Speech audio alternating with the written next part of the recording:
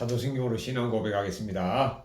전능하사 천지를 만드신 하나님 아버지를 내가 믿사오며 그 외아들 우리 주님 예수님 그리스도를 믿사오니 이는 성령님으로 잉태하사 동정녀 마리아에게 나시고 본디오 빌라도와 죄 때문에 고난을 받으사 십자가에 못 박혀 죽으시고 장사한 지 사흘 만에 죽은 자 가운데서 다시 살아나시며 하늘에 오르사 전능하신 하나님 우편에 앉아 계시다가 거기서부터 산자와 죽은 자를 심판하러 오시리라.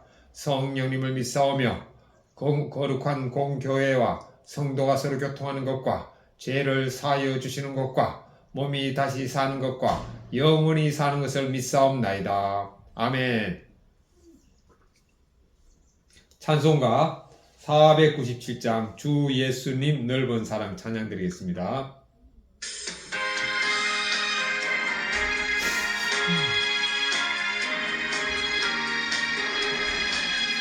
주 예수님 넓은 사랑 그 크신 은혜를 나에게서 전파함은 참 기쁜 일일세. 주 예수님 복된 말씀 생명과 진리요 내 맘의 갈급함을 다 채워주시네.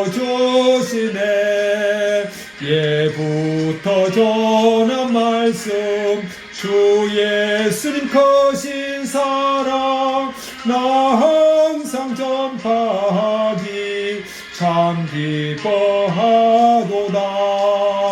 이 말씀 전할 때에 내 마음이 기쁘고 그 말씀 전할수록 세계법 넘치네. 구원의 복된 말씀 못 들은 사람이 세상에 많음으로 힘써서 전하세. 해부터 전한 말씀 주 예수님 크신 사랑 나 항상 전파하기 참 기뻐하도다. 말씀 들은 사람 또 듣기 원하고 목말라 사모하니 그 말씀 들리라. 그 나라 영광 중에 나 부를 새 노래 예부터 좋아하던 이 말씀뿐일세. 예부터 전한 말씀 주 예수님 크신 사랑 나 항상 전파하기 참 기뻐하도다. 아멘. 하나님의 말씀 마가복음 16장 하나님의 말씀 마가복음 16장 1절부터 마지막 절까지 보겠습니다.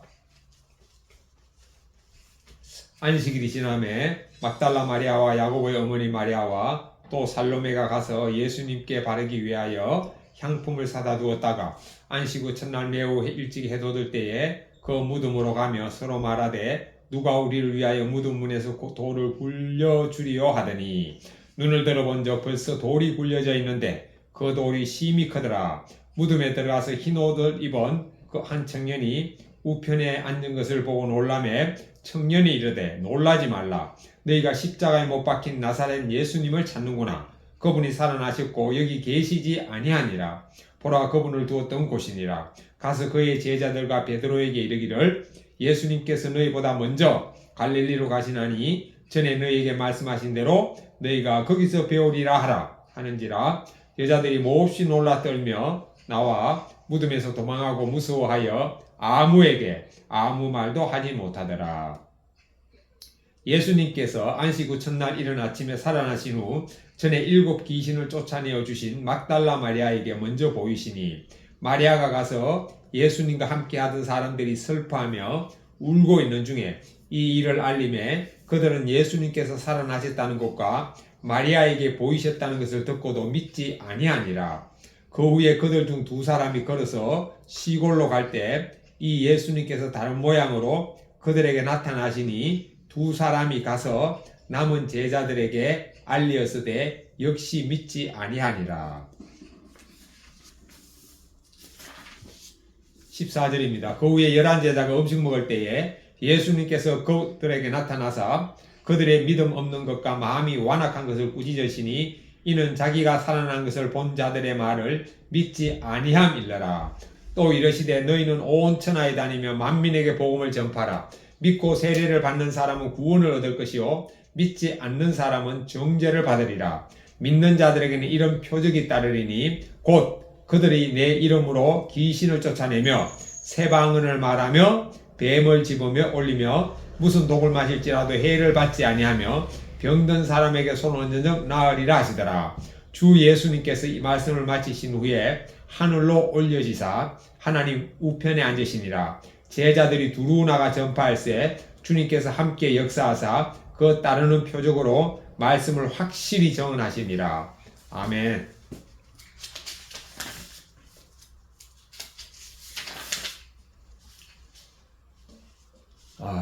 마가복음 16장의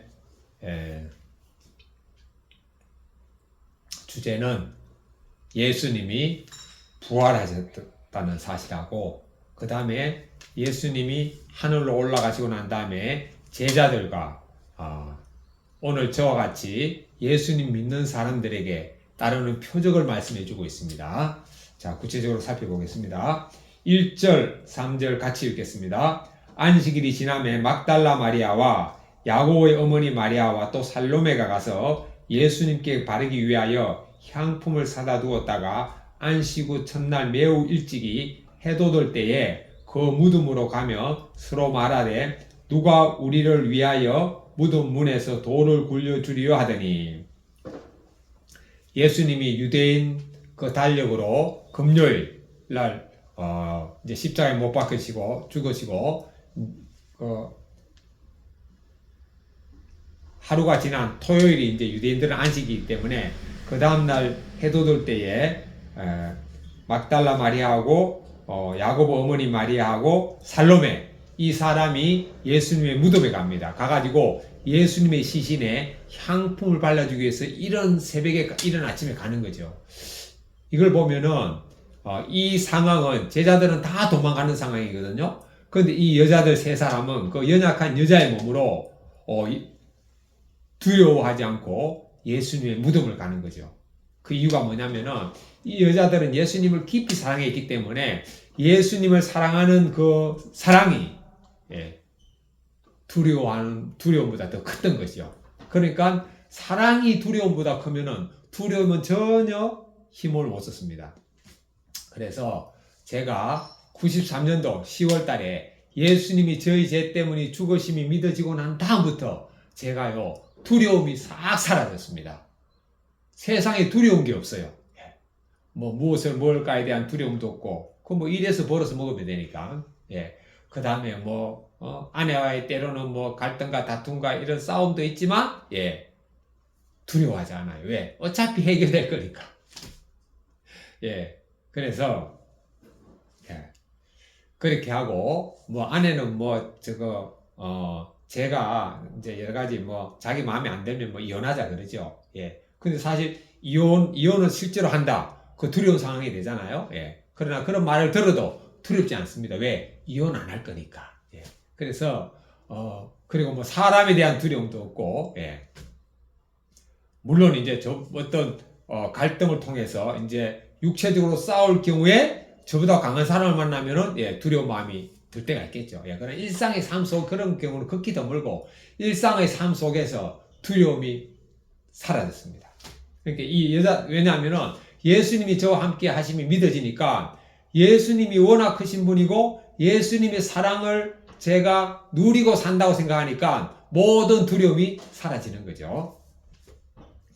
자, 이 여자들도 두려움을 떨치고 세 사람이 새벽에 예수님 무덤을 향해서 갔는데 걱정이 하나 있었어요. 왜냐?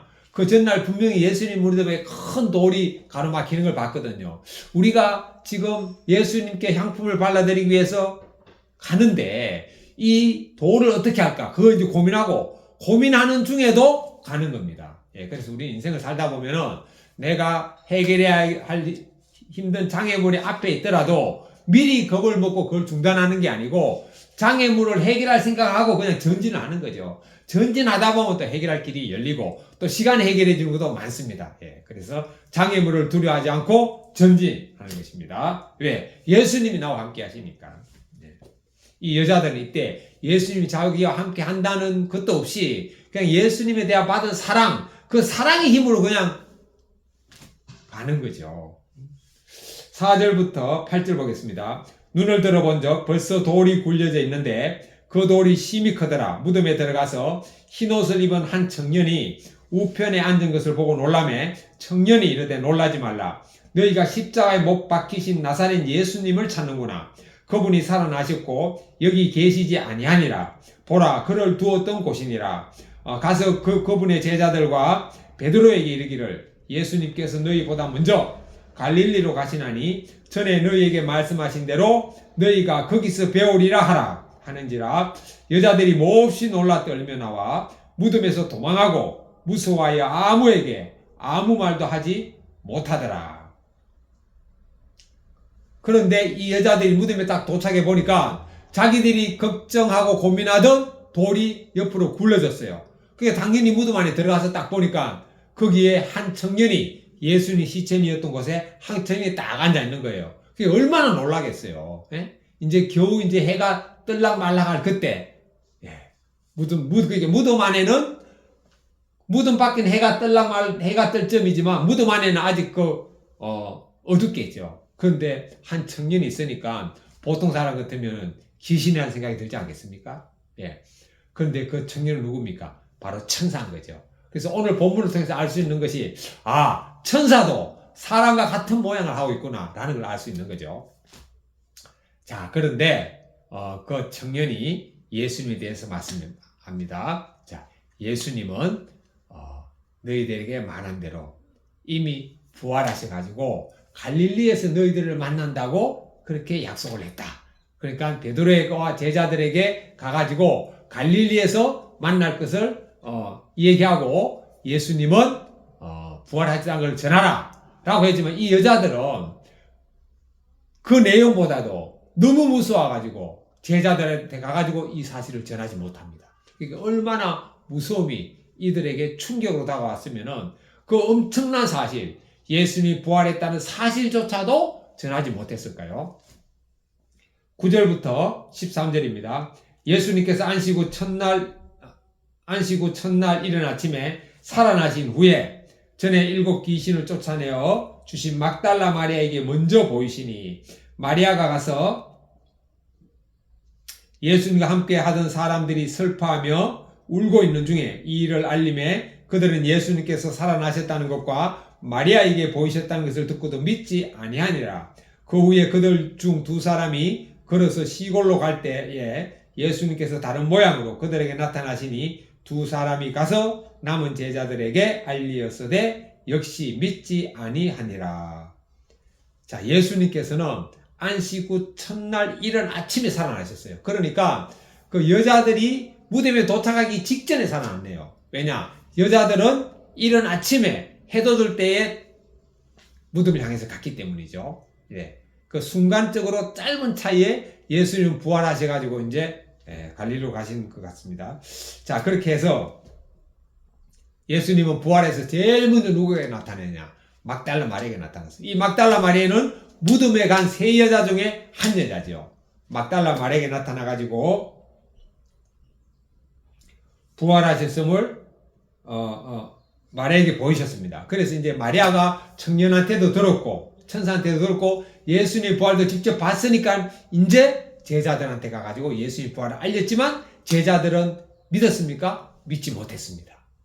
분명히 제자들에게 예수님은 자신이 죽고 사흘 만에 부활하고 갈릴리에 만날 것을 다 얘기했거든요. 이 얘기했는데도 불구하고 제자들은 믿지 못했어요. 그러니까 예수님의 부활을 오늘날도 이게 믿는다는 거는요, 인간의 지식으로 믿는 것도 아닙니다. 지혜로 믿는 것도 아닙니다. 이성으로 믿는 것도 아닙니다. 예. 위로부터 계시가 와야 됩니다. 성령님이 우리에게 임해가지고 이 부활을 믿어지게 해 주셔야지 우리가 믿어지는 거지요. 그렇지 않으면 절대 믿어지지 않습니다. 그러니까 부활이 믿는 게 아닙니다. 믿어지는 겁니다. 예. 부활이 믿어지는 거는요, 예, 그분에게는 성령님이 임했다는 증거입니다. 왜? 성령님을 통하지 않고는 이게 믿어지지 않기 때문이죠. 저는 어릴 때부터 교회를 다녔지만, 예, 부활에 대해서 많이 알았죠. 알았지만 언제 믿어졌느냐? 93년 10월 달에 예수님의 십자가의 죽으심이 저희 대 때문에 믿어지면서 성경이 다 믿어졌습니다.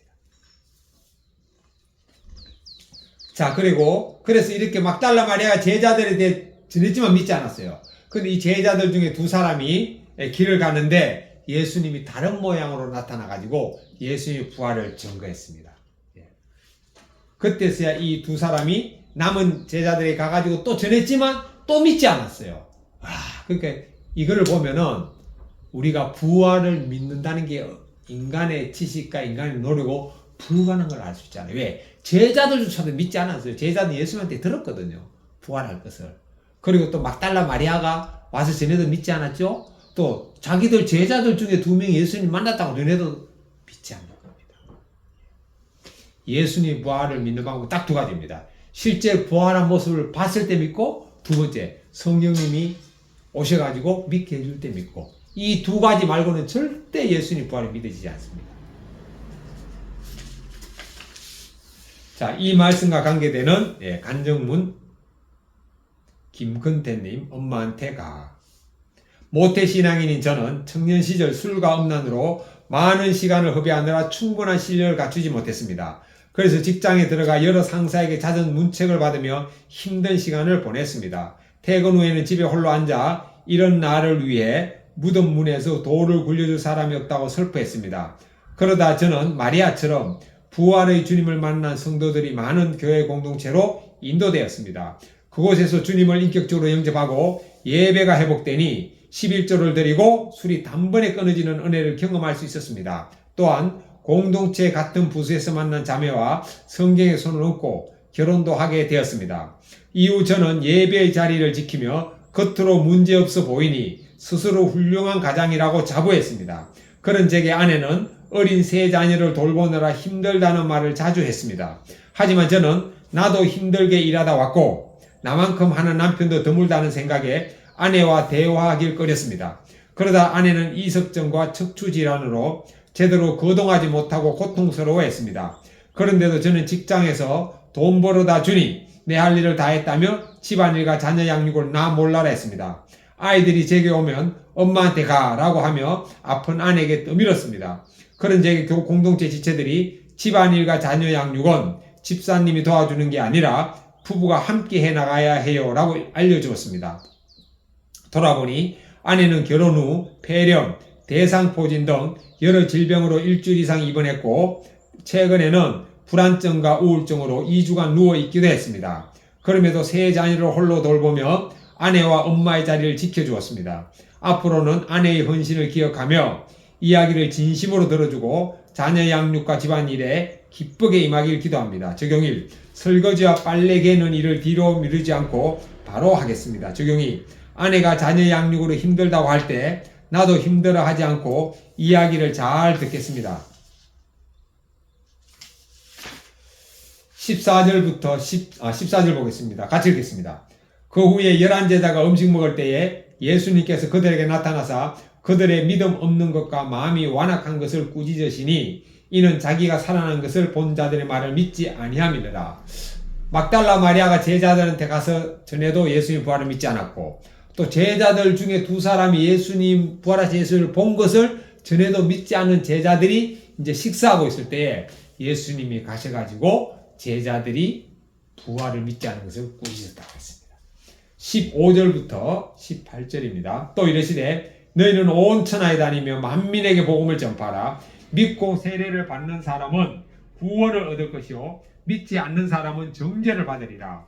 믿는 자들에게는 이런 표적이 따르리니 곧 그들이 내 이름으로 귀신을 쫓아내며 새 방언을 말하며 뱀을 집어올리며 무슨 독을 마실지라도 해를 받지 아니하며 병든 사람에게 손을 얹는 적 나으리라 하시더라. 예. 여기 보면은 예수님께서 믿는 사람들에게 표적을 말씀하셨습니다. 믿는 사람들은 온 천하에 다니면서 복음을 전한다고 했습니다.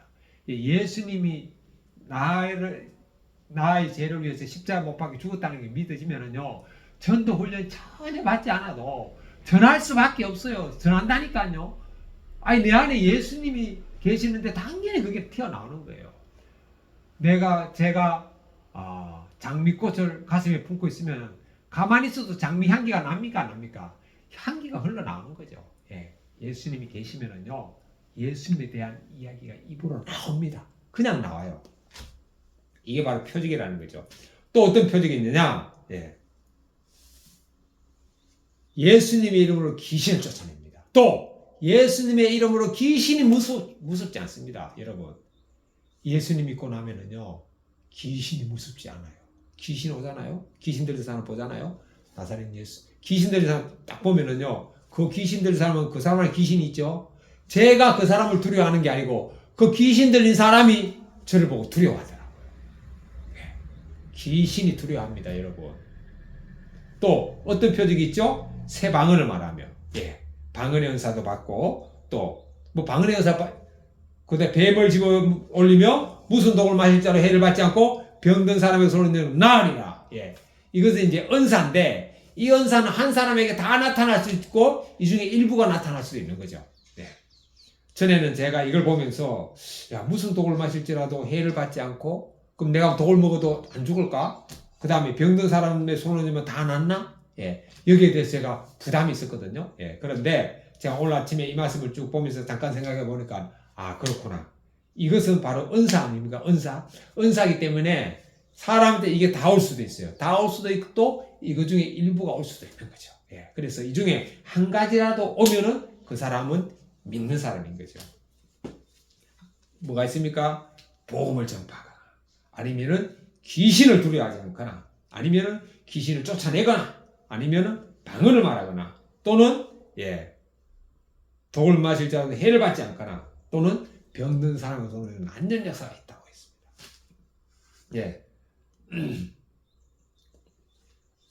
자, 그 다음에 19절 보겠습니다. 20절. 주 예수님께서 말씀을 마치신 후에 하늘로 올려지사 하나님 우편에 앉으시니라. 제자들이 나가 두루 전파할세 주님께서 함께 역사하사 그 따르는 표적으로 말씀을 확실히 증언하시니라. 말씀을 마치신 후에 하늘로 올라가셨습니다. 자, 그리고 제자들은 말씀을 전했고 전하는 가운데 표적이 따랐다고 했습니다. 예, 그리고 병든 사람에게 손을 얹는 낫는다고 했기 때문에 우리는 병든 사람을 보면은 기도해 줘야 되는 거죠. 왜냐? 낫게 하는 건 나의 힘입니까? 아닙니다. 내 안에 있는 예수님의 힘입니다. 예. 그래서 우리는 기도해 주면은 그 사람이 단번에 나을 수도 있고, 또 시간이 지나서 나을 수도 있고, 또 몸이 좋아질 수도 있는 거죠. 그리고 그것은 뭡니까? 제가 믿고 기도하는 거하고, 또 그 사람이 믿고 받아들이는 그 사람의 믿음하고 같이 이게 연결이 돼야 되는 거죠. 예.